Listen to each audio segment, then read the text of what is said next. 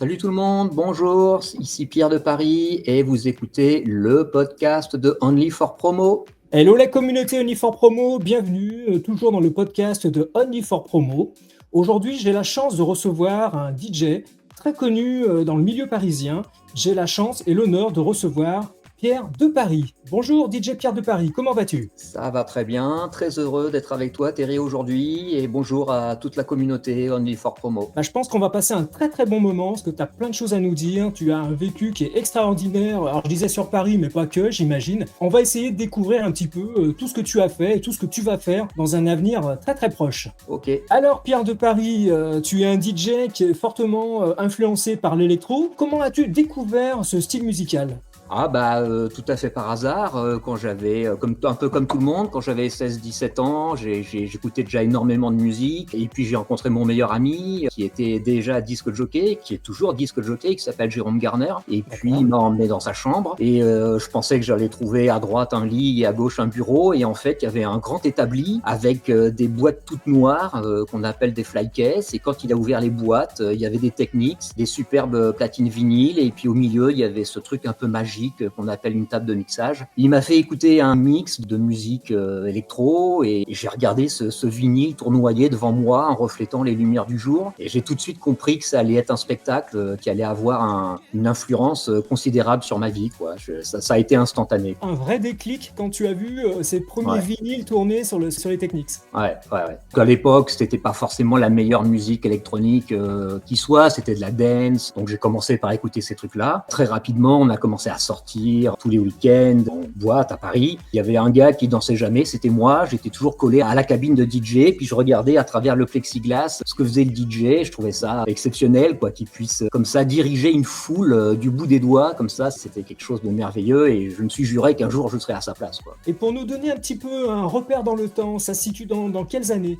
Ça c'était, j'ai commencé à sortir vers 16 ans, disons. Ça va trahir mon âge, mais c'est pas grave. C'était vers 91, 92. Puis j'ai vraiment commencé à mixer en 93. Ouais. Donc on était bien déjà dans la bonne culture house music déjà quand même. Ouais, alors effectivement, à cette époque-là, il y avait deux, pour les gens qui aimaient l'électro, il y avait deux choix possibles. Il y avait soit les clubs ou soit les rêves. Moi, je suis fondamentalement un amoureux des clubs. J'aime bien ces endroits accueillants, clos, feutrés. J'aime fondamentalement ça, quoi. Alors que les rêves, d'abord, c'était plutôt de la techno, c'était une musique beaucoup plus rapide, pour pas dire violente. J'étais plutôt house, voilà. Souvent, les amateurs de house allaient dans les clubs et les amateurs de techno allaient dans les rêves. J'étais très house, j'allais dans les clubs et du coup, j'ai jamais connu personnellement cette période dont parlent certains DJ où il fallait se battre avec la police, le mouvement était matraqué, etc. Moi, j'ai pas connu ça parce que j'allais dans des établissements qui avaient pignon sur rue et donc il y avait pas de problème. Et ils jouaient déjà de la musique électronique 8 heures par nuit, donc ça s'est fait tranquillement, dans de bonnes conditions, quoi. Je vois que tu parles des établissements de nuit. Est-ce que tu peux nous donner une petite sélection d'établissements de nuit que tu fréquentais à l'époque sur Paris ? Moi justement, j'adore ce que j'appelle les clubs parisiens, quoi. C'est-à-dire les clubs qui sont typiques du centre de Paris. Souvent, ce sont des boîtes qui sont en dessous d'un immeuble haussmannien et donc si tu fais gaffe, ils ont la largeur d'un immeuble et ils ont la profondeur d'un immeuble. Genre le Rex, le Scorp, même le Boy à l'époque, chez Régine, enfin tous ces trucs-là. J'aime bien ces clubs où au début tu descends un escalier comme ça, tu te retrouves dans un club qui a une dimension humaine. On n'est pas des milliers, on est plutôt quelques centaines, mais je trouve que c'est beaucoup plus agréable pour communier, je trouve. Je trouve que c'est plus intéressant. Je pense que dans les années que tu nous dis, donc les années 90, il y avait une vraie culture clubbing qui est un peu différente aujourd'hui. Ouais, alors effectivement, maintenant, il y a beaucoup de festivals avec des scènes gigantesques, des milliers de personnes, des feux d'artifice, des trucs. Ouais, c'est pas trop mon affaire. J'aime bien, des fois, je vais à Ibiza, j'aime bien les grands spectacles, je vais à l'Ushuaïa, je vais des trucs comme ça. Mais disons que voilà, ce que j'aime vraiment le plus, c'est l'intimité d'un club. Par exemple, la référence pour moi, c'est le Rex, par exemple, quoi. Tu vois, le Rex Club à Paris, c'est la dimension parfaite. On peut, le temps d'une nuit, être 1 à 400 ou 500. Mais par contre, être 1 à 4000, j'y crois moins. C'est pas tout à fait la même chose. Et donc, tu nous dis que tu as découvert le vinyle, donc, et le mix via un ami dans sa chambre, en fait. Les platines étaient dans la chambre. Et comment tu as fait, toi, la transition entre le spectateur que tu étais avec ton ami et le DJ qui a commencé à mixer sur des platines ? T'as investi dans du matériel ? Ouais, j'ai investi dans du matériel, d'autant plus que cet ami, ami, j'ai fait avec lui ce qu'on appelle de la disco mobile. Alors ça, c'est la meilleure école de DJ. Je connais très très bien, j'en ai fait pendant plein d'années. Ah ben voilà, moi j'ai fait ça aussi très longtemps, en plus de mes prestations dans les boîtes et dans les bars, qui étaient vraiment des prestations spécialisées de DJ de musique électronique. Et c'était ça qui me passionnait et qui me passionne encore. Mais en plus, comme je voulais vraiment vivre de mon métier de DJ, je faisais des trucs en plus pour en vivre. D'accord. Donc j'acceptais des trucs, je voulais vivre d'une paire de platines. Et donc quand on fait de la disco mobile, on se retrouve à faire des trucs complètement improbables, des soirées d'entreprise, des mariages, des anniversaires de type de 40 ans, etc. Et il faut être tout terrain, quoi. Il faut être hyper bon, il faut connaître tous les genres musicaux, la disco, le funk, les années 80, même pour faire un mariage, il faut être calé en valse, etc.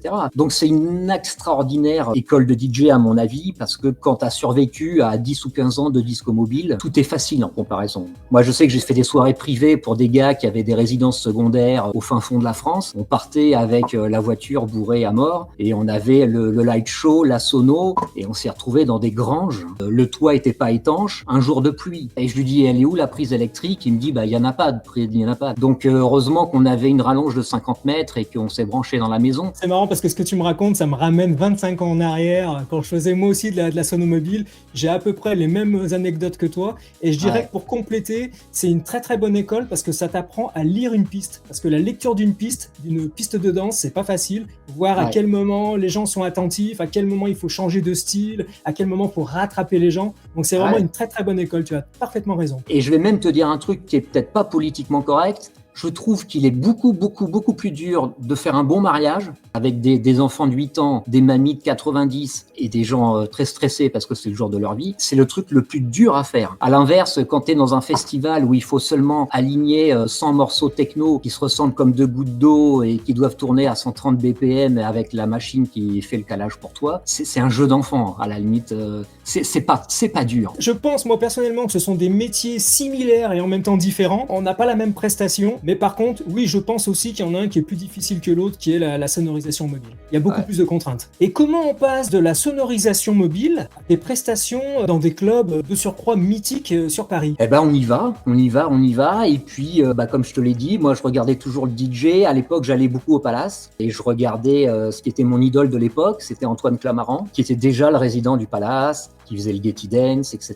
Et puis, à un moment, je me suis dit, qu'est-ce qui fait la différence entre moi et ces gars-là, quoi, qui sont de l'autre côté de la vitre? Et puis, à un moment, je me suis dit, la différence entre eux et moi, c'est 50 cm. C'est-à-dire que eux, ils sont de l'autre côté de la vitre et moi, je suis là, quoi. Et donc, je me suis dit, il faut que je franchisse ces 50 cm. Donc, j'ai pris mes caisses de vinyle et je me suis pointé vers 10h, 10h30. C'est un horaire où les boîtes de nuit ont la porte ouverte, curieusement, parce qu'il y a des mecs qui amènent les boissons, le personnel arrive. Et quand vous vous pointez à 10h30 avec une caisse de vinyle, les gars vous demandent, vous êtes qui? Vous dites, je suis le DJ de ce soir. Et puis, vous rentrez. Et c'est comme ça que je me suis quelquefois incrusté dans des cabines DJ alors que j'avais rien à y faire. J'arrivais et puis je m'installais. Le DJ résident arrivait, il me disait, t'es qui toi? Je lui disais, je suis le guest de ce soir. Il dit, ah bon, d'accord, je te montre le matos. J'ai tapé l'incruste comme ça. Bon, j'ai arrêté parce qu'au bout d'un moment, j'ai bien compris qu'il y avait un ou deux patrons qui commençaient à trouver ça bizarre, ce type. Je voulais pas me faire casser les genoux par les videurs, donc j'ai commencé à jouer au Palace. Effectivement, c'est un souvenir un peu intemporel pour moi parce que c'est vraiment un lieu magnifique. Le Palace, c'est une boîte de nuit qui a été créée dans un ancien théâtre à l'italienne. Moi, je suis très attaché à tout ce qui est patrimoine.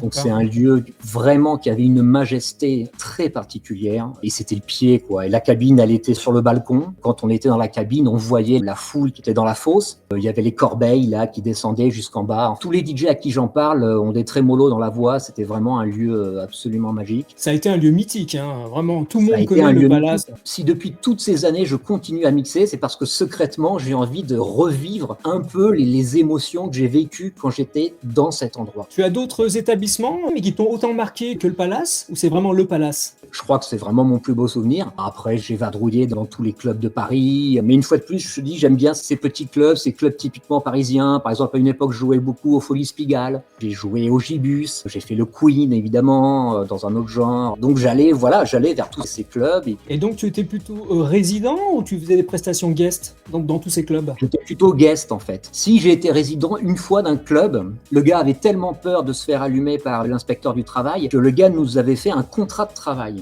Mais vraiment, un vrai contrat de travail, aux 35 heures. Il nous disait, vous me devez 35 heures, donc ça fait 3 nuits. Pendant 2 ans, j'ai fait 3 nuits par semaine Alors effectivement, le statut de résident, ça a ses avantages et ses inconvénients. Ça prend beaucoup de temps, mais en même temps, voilà, quoi, t'as du travail, et c'est confortable, quoi. Il y a des fois, ça fait du bien de poser ses flycases. Alors c'est vrai que c'est une ambiance un peu différente parce que souvent tu as le même public, tu es dans le même lieu, Ouais. tu as souvent le même public, mais par contre, ça te permet de construire peut-être une petite notoriété et d'avoir une complicité justement avec ce public qui vient souvent pour le DJ dans les clubs. Ouais, effectivement. Comme tu dis, c'est exactement ça. Et il faut faire attention, effectivement, de pas se reposer sur des réflexes, des habitudes. Quand t'es résident, t'as un petit peu toujours le même public. Faut faire gaffe de pas trop se répéter. On peut tomber dans la facilité. Je sais que sur Paris, il y a eu une scène gay-friendly. Il y a eu beaucoup d'établissements nocturnes dans le milieu gay. Ouais. Un petit peu sur Lyon aussi, mais nettement moins. Est-ce que tu as participé un petit peu à l'éclosion justement de la house music dans ces établissements? Alors effectivement, j'ai beaucoup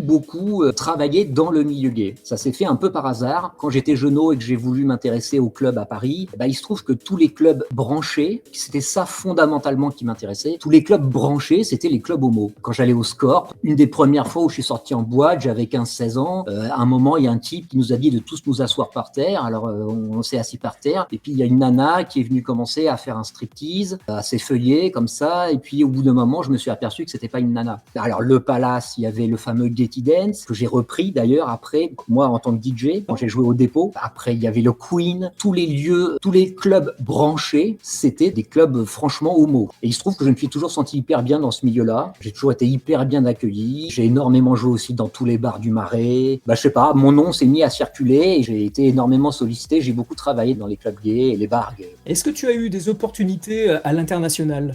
Non, pas beaucoup. J'ai surtout tourné en France. C'est vrai qu'après, pour avoir des sollicitations à l'international, il faut vraiment avoir une notoriété qui commence à être forte, quoi. Après, il faut passer à l'étape producteur, disque, label, ce que je n'ai pas fait. C'est éventuellement quelque chose que tu pourrais faire aujourd'hui, la production? Je ne sais pas si je pourrais le faire aujourd'hui. Jusqu'à présent, je ne l'ai pas fait. J'ai fait ce choix de ne pas devenir producteur. Dans les années 90, j'avais à l'idée qu'on pouvait faire une carrière un parcours de DJ sans forcément être producteur. Et je crois effectivement que c'était possible dans ces années-là, et je crois que ça a été une erreur de ma part, une erreur stratégique, parce que j'avais sous-estimé à quel point le fait d'être producteur devenait maintenant quelque chose d'obligatoire pour être booké dans des clubs branchés, dans des soirées, dans des festivals, etc. Oui, en fait, il y a eu, je pense, une bascule dans les années 2000, avec notamment la French Touch, avec tous ces DJ stars. C'était la production qui devenait du coup une carte de visite. C'est ce qui te permet d'être booké en fait dans des établissements. C'était vraiment la production qui prenait le devant sur le DJing en fait. Ouais, pour le meilleur et pour le pire, parce que un mec qui est un génie du studio, qui sait faire jaillir de la musique de 50 synthétiseurs, il est pas forcément à l'aise devant une foule de 1000 personnes, il peut avoir le trac, c'est deux exercices très différents, quoi. À l'inverse, un super DJ, un mec qui a le sens du rythme, qui a le sens de la foule, tu le mets dans un studio, il saura pas trop quoi faire. Alors il y a des gens qui savent très bien faire les deux, tant mieux, mais on devrait être capable de dissocier ces deux activités. Il y a certaines portes, moi, qui se sont refermées parce que j'avais fait le choix de ne pas être producteur. C'est dommage. Parce que des fois, j'ai vu des DJ qui avaient sorti des disques, on les accueillait comme des superstars. Quand ils se mettaient à jouer, ils étaient pas à l'aise, les enchaînements, c'était pas terrible. Ils disaient, reste près de moi, t'en vas pas. Ils flippaient un peu. Oui, parce qu'en fait, ils sont devenus DJ après être producteurs, en fait. Ils étaient d'abord producteurs de musique et du coup, de fil en aiguille, ils sont devenus DJ, en fait. Dans les années 2010, il y a encore eu un autre truc, c'est qu'avec les plateformes, les mecs, quand ils faisaient des disques, ils gagnaient pas leur vie. Parce qu'avant, les mecs qui faisaient des disques, les disques se vendaient, ça leur apportait des sous. Maintenant que tout le monde se met à télécharger ou à pirater de la musique, ou à acheter des morceaux de musique à 1 euro sur les plateformes, les gars, ils en vivent plus, en fait. Donc, ils se sentent obligés de devenir DJ pour se financer. Parfois, c'est plus une contrainte que véritablement quelque chose qu'ils ressentent profondément, quoi. Et dans tous les clubs où tu as mixé, est-ce qu'il y a des rencontres avec des artistes, des DJ internationaux qui t'ont vraiment marqué? C'est surtout des DJ français. Moi, j'ai connu énormément de DJ français. Ouais, à l'époque, Wario, Wild. J'ai un souvenir ému d'une DJ là qui nous a quittés malheureusement beaucoup trop tôt, qui s'appelait Sextoy, qui m'a beaucoup influencé.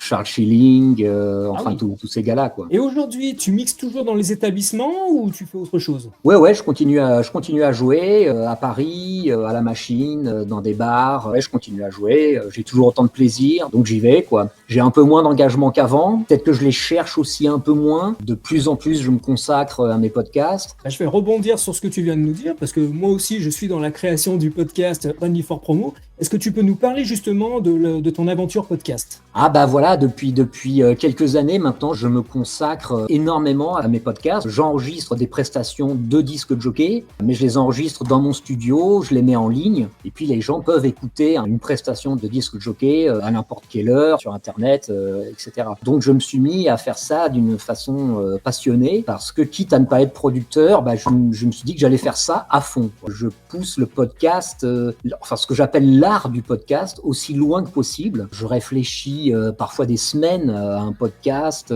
je lui donne un nom qui est significatif, je fais sa pochette qui doit être porteuse de sens. En fait, je compose un podcast comme certains artistes composent un album. Par exemple, j'ai fait, quand il y a eu la guerre en Ukraine, et je communiquais avec des artistes ukrainiens et je leur ai dit, qu'est-ce que je peux faire, qu'est-ce qu'on peut faire? Et les gars, ils me disaient, fais ce que tu sais faire le mieux. Donc, j'ai fait un podcast. Donc, j'ai appelé ça After the War, parce qu'il y a un message, à la fin du podcast, on entend des voix d'enfants pour dire que après la pluie, il y a le beau temps. C'est un peu un message d'espoir. Et surtout, le podcast, j'ai superposé à mon mix des bruits de mitraillettes, des bruits de bombardement, pour que vraiment le public ressente un peu le cauchemar que ça peut être de vivre sous une pluie de bombes dans la guerre, quoi. J'essaye toujours de donner du sens à mes podcasts. J'en ai fait un autre qui s'appelle 2023, Un Acide Odyssée. C'est une sorte de remix du film de Stanley Kubrick 2001. J'ai repris l'affiche du film. J'ai fait des samples, tu sais, du robot là qu'il y a dans le film qui s'appelle HAL 9000. Donc j'ai samplé la voix, j'ai fait des samples du film et je les ai superposés à mon mix. J'essaye toujours de faire des trucs qui sont porteurs de sens. Là, je travaille sur un projet qui me tient énormément à cœur. C'est un petit scoop pour Only for Promo. ça va s'appeler Classical in My House. Je vais concocter beaucoup de morceaux de musique électronique qui ont intégré des parties de musique symphonique. Il y a beaucoup de techno à la française qui font ça avec des violons. Il y a beaucoup de violons dans la techno à la française. Si t'écoutes les Jules Wells, les trucs comme ça. Et donc, je vais concocter ça. Donc, ton podcast, c'est beaucoup plus qu'un simple DJ set avec une playlist et des morceaux enchaînés. Ça va beaucoup plus loin. Effectivement, j'utilise même un logiciel qui s'appelle Audacity. Il y a mon podcast que je fais en un coup. Et puis après, il y a toute l'ambiance sonore que je rajoute. Il me faut un logiciel finalement, qui c'est comme un séquenceur en fait. J'ai fait un podcast qui s'appelle Arabian Night. J'ai compilé tous les morceaux où il y avait des voix un peu comme ça, orientales. Et j'ai superposé le bruit d'une tempête du désert pendant toute la durée du mix, tu vois. Voilà, je cogite peut-être un peu trop, mais voilà, c'est ce que j'appelle un peu l'art du podcast. C'est vrai que des fois, j'écoute des podcasts, je vois bien que les DJ, ils enchaînent les 10 derniers morceaux qu'ils ont achetés dans la semaine. Je sais parce que je les reconnais, les morceaux. Et puis, ils les enchaînent dans un ordre cohérent. Et puis, à 59 minutes, ils arrêtent parce qu'ils estiment qu'un podcast, ça doit durer 1 heure. Pas 1 minute de plus, pas 1 minute de moins. Parfois, je suis un peu déçu parce que je trouve qu'il y a un manque d'originalité dans certains podcasts. Je me rappelle qu'à l'époque, on voulait expliquer comment un DJ pouvait être plus qu'un jukebox, mais pouvait être un artiste. On leur disait que le DJ techno ou le DJ house, il raconte une histoire. On utilisait cette expression. On dit, voilà, le DJ moderne, c'est pas seulement un type qui passe des disques, c'est un type qui est capable de raconter une histoire. Et c'est vraiment ce que j'essaye de faire maintenant avec mes podcasts. J'essaye d'avoir quelque chose à dire. Quand j'ai rien à dire, je dis rien. Et ces podcasts, on peut les retrouver sur toutes les plateformes de podcast ou uniquement sur tes réseaux sociaux à toi? Non, sur les réseaux sociaux, je suis sur YouTube, je suis sur SoundCloud, sur Mixcloud, sur Hear This At. Oui. Bon, j'estime que c'est suffisant, quoi. T'as pas voulu franchir le pas de Apple Podcast, Spotify, et qui proposent justement maintenant des solutions podcast? Ouais, je vais peut-être le faire. C'est une bonne idée. Pour l'instant, ça s'est pas fait, mais je vais peut-être le faire. Donc là, on a vu que tu crées un podcast toi-même avec des ambiances sonores, donc ce qui va beaucoup plus loin qu'un simple mix, un simple DJ set. Mais est-ce que tu invites parfois d'autres DJ à participer à ton podcast? Ah ouais, bien sûr, parce que du coup, comme je suis pas producteur, effectivement, j'étais un peu en manque de collaboration en fait. Parce que quand tu es producteur, tu fais un remix pour un copain te remixe, tu rencontres des patrons de label, etc. Et moi, ça me manquait un peu de pas pouvoir faire des collaborations. Donc, j'ai eu l'idée de monter mon propre podcast qui s'appelle Electro Radio Podcast. J'invite mes amis DJ à venir s'exprimer librement. Là, pour le coup, c'est moi qui manage ce podcast. Je suis étonné parce que ça marche vraiment bien. Là. J'ai eu des super bons artistes. J'ai Loloman qui m'a déjà offert 2 mix. J'ai Klaus SG qui vient de m'offrir un superbe mix de techno mélodique. J'ai eu Trekkie, j'ai eu Jean-Jérôme, celui qui a animé Radio FG pendant des années et des années. C'est vraiment une très belle aventure. C'est aussi disponible sur YouTube et sur les autres plateformes. Quand j'ai pas un podcast à faire moi-même, je sors le podcast d'un copain. J'ai toujours un truc à promouvoir en fait. Et donc ça, c'est une activité qui doit te prendre, je pense, pas mal de temps quand même dans la semaine. Ouais. Contrairement à ce qu'on croit, c'est pas mal de temps d'animer un podcast. C'est pas juste envoie-moi un MP3 et puis je le publie. Faire un mix, c'est comme un enfant. Donc quand un DJ me donne son travail, il me donne un peu son enfant. Et donc moi, je veux pas juste publier un truc et que ça fasse 10 lectures. Donc je fais vraiment d'une façon active la promotion du mix sur chacune des plateformes. Ça me fait beaucoup de messages à envoyer. Puis il faut faire les pochettes. Parfois quand je reçois des mix, je les remasterise un peu parce qu'il y a des écarts de niveau. Puis après, il faut faire toute la com sur Facebook, sur Instagram, etc. Puis il faut démarcher les gens, il faut les convaincre, etc. Donc quand c'est des amis, il n'y a pas de problème. Mais quand c'est des gens qu'on ne connaît pas spécialement, il faut se présenter. C'est effectivement pas mal de travail. Mais en même temps, c'est une passion. Donc j'imagine que les heures, tu les comptes pas. Ah non, je les compte pas. Heureusement que je dors pas beaucoup parce que je les compte pas. Entre le travail que je fais pour moi et ce que je fais pour les autres, ouais. Allez, on va partir sur des questions un peu polémiques, parce qu'il y a souvent les mêmes questions qui reviennent dans le milieu des DJ. Toi, tu es plutôt vinyle, plutôt numérique ou les deux? Qu'est-ce que tu préfères? Penses-tu qu'il y a vraiment un support qui est meilleur que l'autre? Moi, fondamentalement, je suis un enfant du vinyle. Parce que quand j'ai démarré dans les années 90, de toute façon, on n'avait pas le choix. Si on voulait être un DJ avec un bon niveau, on n'avait pas le choix, il fallait jouer avec des Technics. Parce qu'elles ont un variateur de vitesse et c'était la seule façon de faire des enchaînements au tempo. Donc, évidemment, j'ai des milliers et des milliers de vinyles. Et puis, dans les années 2000-2010, avec le numérique, de toute façon, il a fallu s'y mettre. Il y a des fois, tu te pointais dans certaines boîtes, les tourne-disques, il n'y en avait plus. Donc je me suis mis au numérique et j'avoue que maintenant, j'achète surtout du numérique. Avec les plateformes, c'est quand même assez extraordinaire parce que en restant chez soi et en manipulant une souris, on a accès quand même au patrimoine mondial de la musique électronique et c'est quand même fantastique. Quand on va dans un petit magasin de disques, on trouve toujours des choses intéressantes, mais fondamentalement maintenant, les plateformes d'achat en ligne sont d'une telle puissance qu'on trouve absolument tout, quoi. Donc maintenant, effectivement, on peut le dire, je mixe à 100% en numérique et j'achète plus de vinyle, effectivement, même si je trouve toujours que c'est un objet magnifique, et même si j'écoute mes vinyles chez moi, mais j'en achète plus de nouveaux, et maintenant je fais tout en numérique. Donc tu es équipé à la maison aussi bien en platine vinyle qu'en contrôleur ou platine CDJ? Ma régie là, elle est de plus en plus large. Si tu veux, il va falloir que je pousse les murs parce que j'ai 3 Technics, 2 Pioneer. Et j'espère qu'il va pas y avoir une nouvelle technologie parce que ça rentrera plus dans ma pièce, quoi. Allez, on continue les sujets qui fâchent. J'entends souvent des débats sur Internet concernant la touche de synchronisation. Qu'est-ce que tu en penses, toi? Moi, je suis pas tellement pour parce que comme je te l'ai expliqué, je suis un enfant du vinyle, donc toute ma vie, j'ai calé mes vinyles laborieusement en ayant toujours un peu le trac de jamais trouver le bon truc. Donc moi, fondamentalement, je suis plutôt pour le fait qu'on mixe à l'ancienne, qu'on n'utilise pas la touche synchronisation. Ceci dit, une fois, j'ai un ami qui m'a un peu cloué le bec. On parlait de ça justement, et il m'a dit, tu sais quand même, Pierre, il y a un truc qui est bien, c'est que quand j'utilise le synchro et que j'ai pas la vitesse à caler, ça me permet de me concentrer sur autre chose. Et là, j'avoue qu'il a marqué un point. C'est vrai que ça te fait gagner un temps phénoménal, et peut-être que tu as plus le temps de te concentrer sur le choix du morceau que finalement sur le fait de trouver la bonne vitesse éternellement. Le problème aussi de la touche synchro, c'est qu'aujourd'hui, tout le monde peut devenir DJ du coup.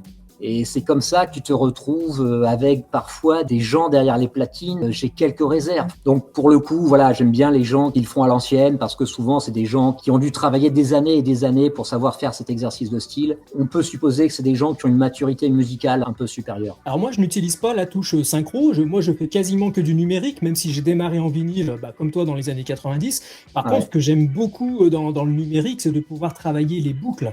J'adore ça, moi. Du coup, tu recomposes un morceau en temps réel, limite, tu fais du remix en temps réel, et c'est cette partie-là, cette nouvelle partie du DJ que j'aime beaucoup, moi, avec le numérique. Non, mais il faut bien avouer que ces platines, elles sont ultra puissantes. C'est pratiquement des ordinateurs sur pattes. Effectivement, on peut boucler 1 temps, 2 temps, 3 temps. Moi, je le fais pas trop, mais c'est vrai que je vois des gars qui savent vraiment bien s'en servir, c'est extraordinaire. Sur les derniers modèles, là, les 3000, tu peux même changer la note du morceau. Tu peux faire un ton au-dessus, un ton en dessous.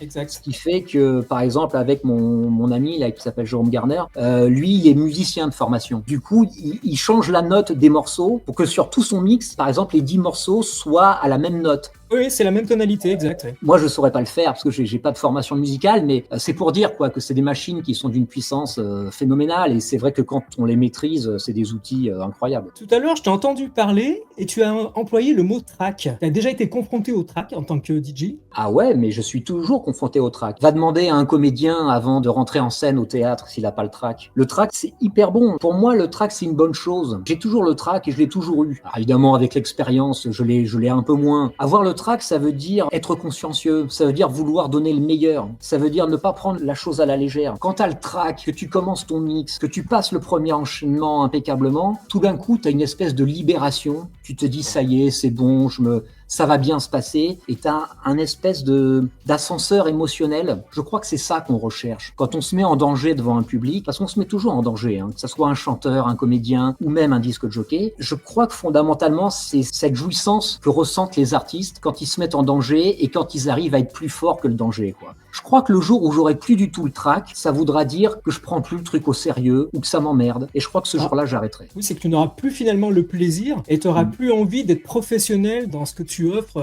à ta clientèle, à ton public. Ouais, c'est ça, parce qu'on se doit à son public. Je veux toujours donner le meilleur de moi-même. Est-ce qu'il y a des labels ou des artistes que tu suis vraiment depuis très très longtemps, qui t'ont influencé dans ce que tu fais aujourd'hui? Ah bah moi, en bon Frenchie, je suis un grand fan de Briques Rouges. Le grand label français, je crois qu'ils en sont à 350 sorties, c'est spectaculaire, ils sont là depuis 20 ans. Je suis un grand fan de David Durier, j'écoute énormément ce label, c'est mon label préféré. Ouais. Si on te proposait de participer à une sorte de festival, en fait, avec des artistes hyper connus de la scène musicale électronique, tu choisirais qui? Si tu en avais 3 à choisir. De festival? Non, d'artistes qui t'accompagneraient dans la cabine DJ. Peut-être Yann O'Donovan, qui est un super producteur de techno, qui fait vraiment des morceaux sublimes. Oh, comme tout le monde, j'aimerais bien jouer avec Laurent Garnier. Moi, j'étais très influencé par la côte ouest américaine. Je me suis beaucoup consacré à la house de Californie, donc tous les gars de là-bas, Joe Esky, Hippie Anthony. C'est toujours très dur de dire quel est ton artiste préféré, quel est ton morceau préféré. Oui, puis il y a une longueur d'années écoulées, donc ça fait une playlist énorme, quoi. C'est impossible à choisir. Et puis justement, avec ces fameuses plateformes numériques, moi je découvre des artistes tous les jours. Tous les jours, j'ai un nouveau coup de cœur. Je découvre un artiste que je trouve génial. J'ai envie d'acheter 50 de ses morceaux. Aujourd'hui, les réseaux sociaux font partie de notre vie quasiment 24 heures sur 24. C'est quelque chose que tu utilises forcément pour tes podcasts, mais est-ce que tu crains un petit peu le côté négatif des réseaux sociaux? Oui, bah les réseaux sociaux, effectivement, c'est quelque chose d'extraordinaire et en même temps, on peut vite en devenir esclave. Il faut savoir les utiliser pour les possibilités, mais il faut avoir la sagesse de pas y passer sa vie. Moi, je me rappelle effectivement dans les années 2000, les DJ qu'on admirait, c'était les DJ qui avaient leur propre site internet. Les gars, ils avaient leur site internet avec leur nom et tout, ils avaient une adresse de domaine et alors on se regardait, on disait ouais, ça c'est un mec sérieux. Et donc on rêvait tous d'avoir notre site internet. Maintenant, c'est quand même extraordinaire. Les réseaux sociaux, ils vous permettent d'avoir une visibilité, vous pouvez mettre des photos, des vidéos, des mix. C'est des sites internet gratuits, quoi. C'est vraiment extraordinaire. On est connecté avec le monde entier. Moi, la première fois que j'ai envoyé un message à Tony Thomas, le producteur anglais, j'ai été étonné qu'il me réponde dans les 10 minutes. Dans les années 90, tu voulais rencontrer un producteur que tu admirais à l'étranger, tu pouvais pas. Fallait partir à l'étranger, fallait aller un soir où il joue. Enfin bon. Aujourd'hui, on peut être connecté avec tous les artistes qu'on veut dans le monde. Par contre, effectivement, faut avoir la sagesse de pas y passer sa vie parce que on veut tellement peaufiner son image. Il y a des fois quand je me dis qu'est-ce que je peux faire de plus pour mon parcours de DJ, plus souvent faire une publication sur Facebook super bien présentée que d'écouter mes derniers morceaux que j'ai achetés. Oui, on peut vite passer du côté obscur de la force des réseaux sociaux. J'imagine que tu as une foule d'anecdotes vécues pendant toutes ces années de DJ et de podcast. Ouais. Est-ce que tu peux nous en donner comme ceci, là, quelques-unes? Des choses marrantes, pas des choses tristes. Des choses tristes, il y en a eu aussi. Je sais pas, quelque chose de marrant. Par exemple, je me rappellerai toujours le 31 décembre 1999, le soir où on passait à l'an 2000. C'était l'époque où on commençait à numériser la musique. On s'y était mis là avec le gars avec qui je travaillais. Moi, j'étais pas très chaud parce que j'aime bien les supports, les vinyles, même les CD. J'aime beaucoup les CD. Lui qui est toujours en avance, il avait tout numérisé et il se transportait juste avec son disque dur et il me disait regarde, j'ai toute la musique logique là-dedans, pourquoi est-ce qu'on se casse le dos? Au fur et à mesure, il m'avait convaincu, ça avait marché 1 fois, 2 fois, 3 fois, 5 fois, tant et si bien que le 31 décembre 2000, on se déplaçait plus qu'avec l'ordinateur. Et évidemment, un quart d'heure avant minuit, au passage de l'an 2000, il y a une petite fenêtre qui s'est ouverte et il y a écrit « Votre ordinateur va faire une mise à jour dans 15 minutes ». Là, on a dit non, on veut pas, on a voulu fermer la fenêtre, mais on pouvait pas. Il y avait rien à faire. Alors là, j'étais absolument furax. Et puis, il y avait rien à faire. On voyait le compteur qui diminuait, et puis le truc s'est éteint. Et on n'avait pas un vinyle et pas un CD. Alors, et je me suis retrouvé comme un gugus à faire le tour des jeunes en leur demandant s'ils n'avaient pas les CD dans la poche. On a eu un moment de solitude, quoi. Enfin bon, on s'en est sorti parce que l'organisateur, de toute façon, avait prévu un moment de prendre la parole. La mise à jour s'est faite, et puis un quart d'heure plus tard, on a pu relancer. Ça a été un sacré moment de solitude. Bah là, je pense que le track, pour le coup, il avait dû monter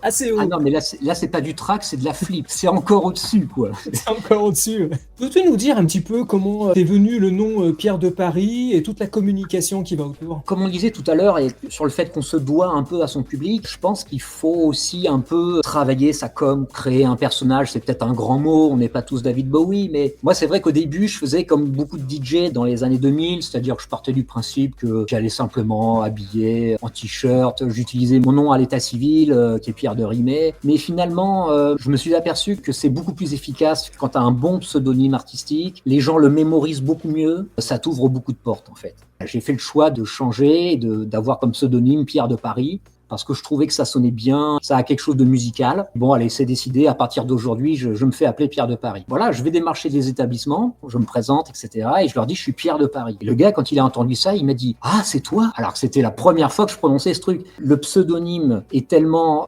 efficace que les gens croient l'avoir déjà entendu. Et ça t'ouvre des portes. Si je peux donner un petit conseil à des DJ qui voudraient se lancer, c'est de très très bien choisir son nom de scène. Et puis d'avoir une identité visuelle aussi. Par exemple, moi, tu vois, j'ai fait mon logo, la Pierre de Paris, avec la Tour Eiffel, etc. Donc du coup, quand sur les plateformes, les gens voient des dizaines et des dizaines de podcasts, ils reconnaissent mon logo. Il faut savoir en faire un peu de com, voilà, se poser ce genre de questions. Si tu avais une promotion, vraiment la plus grosse promotion à faire peut-être pour 2025, tu voudrais nous parler de quoi? Je vais te parler du dernier mix que j'ai sorti là sur mon podcast, pour Electro Radio Podcast. C'est vraiment une superbe prestation de Klaus SG, qui est un Français qui habite à Lille. À mon avis, un des artistes les plus doués en techno-mélodique, qui a bien voulu me confier un mix à lui, qu'il a fait pour moi, pour le podcast. C'est vraiment un très très très très beau travail. C'est un mix avec beaucoup de piano, beaucoup de violon. C'est vraiment du super boulot. Donc je suis très fier, je viens de le sortir là il y a quelques jours. On peut l'écouter. Le plus simple, c'est sur la chaîne YouTube.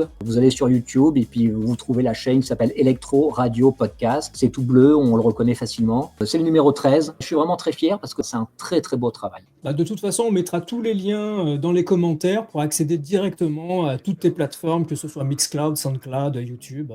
Pierre de Paris, merci beaucoup d'avoir consacré du temps à Only4 Promo. J'ai passé vraiment un très très bon moment. Tu m'as ramené dans mes années 90-2000, donc merci pour ça. Et j'espère qu'on se reverra très très vite, soit ici, soit ailleurs. Et je souhaite une très très bonne chance à ton podcast que tu mets en ligne assez régulièrement. Ok, bah merci beaucoup Thierry. Et je voulais vraiment te remercier, toi également, parce que c'est pas la première fois que tu fais la promo de mes podcasts. Et donc merci beaucoup, parce que des gens comme ça qui vous aident juste pour le plaisir, ça vaut vraiment de l'or. Donc merci à toi, merci à tout ce que tu fais, et salut à toute la communauté de Only4 Promo. Wouh. Merci Pierre de Paris, à bientôt. Ciao.